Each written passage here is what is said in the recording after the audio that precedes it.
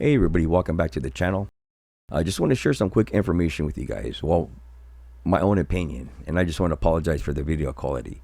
Now this video isn't going to be for everybody. A lot of people have different opinions on what's going on. Me, myself, I believe that something is happening, something is going on. I don't believe in no coincidences. And I kind of do have proof, as you have proof as well. Now, I don't have 100% proof. Now, I got 99.999% proof. And that's that I have been right. We have been right on all these conspiracy theories that have been out there. So I just want to share these tweets with you guys. Now, since Twitter lately has been singing like a bird, we could just see all these tweets that he has released.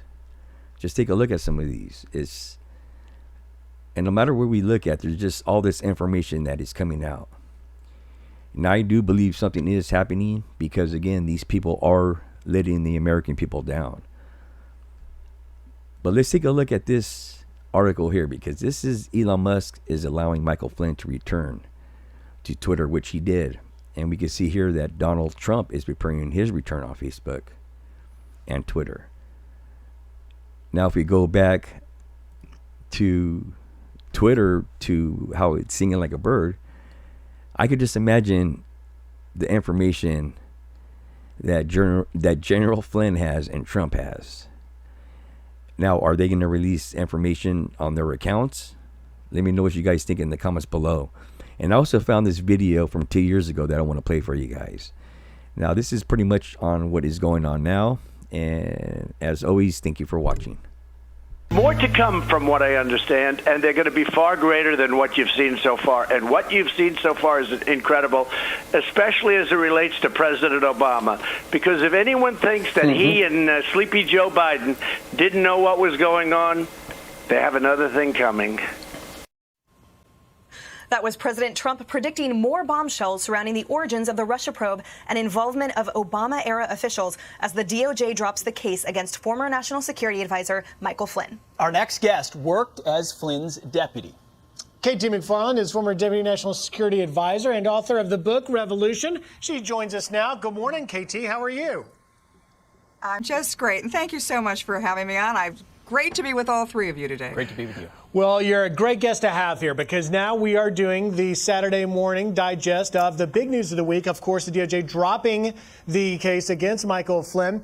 And you've weighed in before, but my question to you to start us off is, so now, today, Andy McCabe says there was always a motivation to go after Michael Flynn. It predated Trump's candidacy. It was his threat to national security. But what do you think McCabe and the entire group's motivation was? I think they had a couple of motivations. I mean, one was to get Flynn, because they had to do a preemptive strike against Flynn. In fact, even the director of counterintelligence for the FBI wrote in his handwritten note, said, what's our goal here, to get Flynn in a perjury trap or to get him fired? Well, they needed to get rid of him because Flynn, for a couple of reasons. One, Flynn knew where all the bodies were buried. He had been in the Obama administration. He had been director of DNI. So he had been a director of the military intelligence during the Obama administration. He knew all these characters. He knew where all the bodies were buried. Number two, he, as director of DIA, he had promised and had carried out a pretty significant reorganization of that intelligence agency. And he and I and the president talked about doing the same thing in the Trump administration, to look at those 16 sprawling intelligence agencies, reform, streamline, reorganize. And so the people who were in the bureaucracy, they didn't want any changes, of course. And then I think the most important motivation, get rid of Trump. Stop Trump dead in his tracks. What better way to do it than to go after the National Security Advisor? And they went after me in the same way, to go after his national security team. And then he would be hamstrung. He wouldn't be able to operate. And ultimately, I think their goal was to get people to flip and to talk about Trump and say that he committed crimes that he didn't commit. And then they could get rid of him from office. So it was a pretty big motivation. Right. KT, you wrote an excellent op-ed. Oh, I'm sorry. No, go ahead, please. You wrote an excellent op-ed for FoxNews.com in which you discussed the fact that AG Barr had the right to drop the charges, and you talked about holding those that framed the general accountable. What would that look like to you, and explain to viewers how that would work?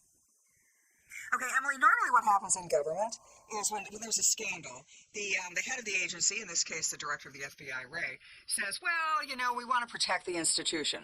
So they get rid of a few mid-level guys, they become sacrificial lambs, they rewrite a couple of regulations, and the big guys, the guys who were responsible, they kind of fade away, they slither back, they retire, you don't see them again. And so the real culprits never get caught, and the institution carries on. In this case, President Trump has promised me, personally, several times, we're going to find out what really went on and how high up it went. And what looks to me like happened is that it was the senior levels of the FBI, certainly Comey. He bragged about sending an agent to the White House to try to trick Flynn. So certainly Comey, the Deputy Director McCabe, certainly him. But how much higher did it go? Was it the Attorney General?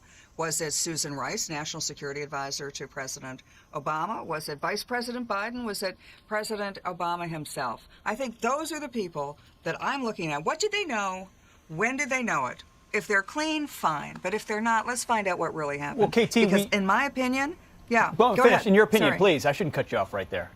No, in my opinion, this was a cabal of senior people in the Obama administration and the intelligence community to get rid of Trump, stop him dead in his tracks, and to make sure he didn't have an opportunity to drain the swamp. Why? Because they were the swamp. Flurry of activity in January of 2017. You got this meeting in the Oval Office Right. we now know about where Barack Obama did know about information on Michael Flynn. You got the executive order 12333 that loosened the sharing of intelligence. I mean, so you're saying potentially all the way up to President Obama, this was known and this was intentional, and there's more to come.